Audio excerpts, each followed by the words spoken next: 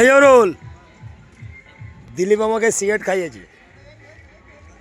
Cigarette খাইয়েছে ভালো তো, ও বেতন ভালো পাচ্ছে, এখন কোনো ব্যাপার নেই, সিগারেট তো খাওয়াতেই পারে না।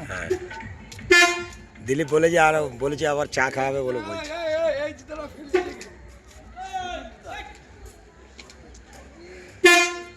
জুতোটা পরতে কেমন লাগে? কেন, ওর পুরানো জুতো পুরানো তো? নতুন জুতো আমি পরো বলেছি। এই তো মনে হয় পাগলা ছেলের মতো কথা বলি। ভালো লাগছে?